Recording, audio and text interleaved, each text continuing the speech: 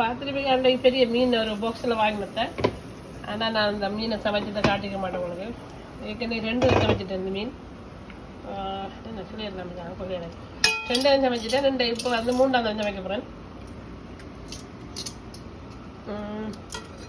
அந்த ஒட்டு மீன் வந்து இப்படி தான் செய்யணும். பொரிச்ச ஒரு நாள் செஞ்சுனா நான் டேஸ்ட்டாக வரல. அதனால் இன்றைக்கு பொரிக்காத செய்கிறேன்.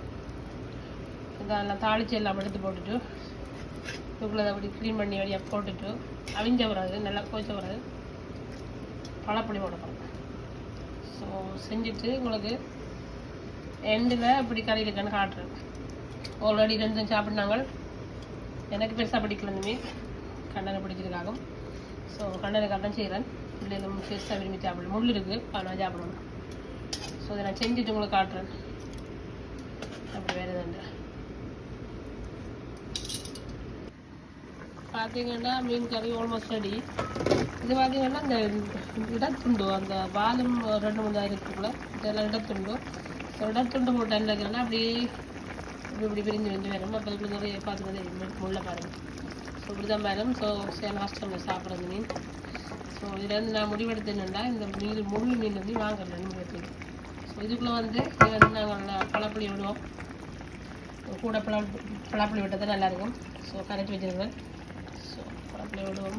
இந்த மீனுக்கு மட்டும்தான் நான் பழப்புளி விடுறேன், மற்ற மீனுக்கு விடுறதே இல்லை. ஸோ பார்ப்போம் பிடிக்கும். அது ஆல்ரெடி சமைச்சு நான் தான் பழப்புளி விட்டு தான் நல்லா திறந்தது. ஸோ பழப்புளி விட்டால் எனக்கு மட்டும் திக்காக வரும், நல்லா டேஸ்ட்டாக இருந்தது.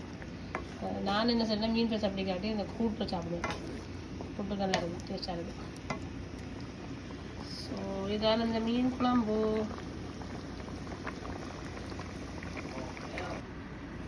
இப்போ பார்த்தீங்கன்னா இந்த கறி ரெடி. நல்லா என்ன சொல்கிறது, இந்த மிளகா தண்ணிக்கிற மணக்கு நல்லா டேஸ்ட் ஆகிடும். அந்த மயிலாம் போட்டு செஞ்சுக்கிறேன். வேறு பார்க்க மிளகு பண்ணி போடுறது கலரை பிடிச்சா அது கொஞ்சம் உரைப்பு குறைச்சி போட்டுருக்கேன். ஆக கூட போடலை.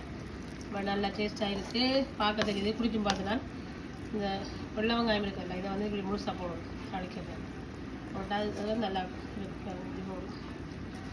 ஸோ மிளகா தண்ணி கறி மாதிரி தான் இருக்குது, ஆனால் டேஸ்ட் இல்லை. மீன்கறி போட மாட்டாங்க, விட்டு வாங்க சாப்பிட.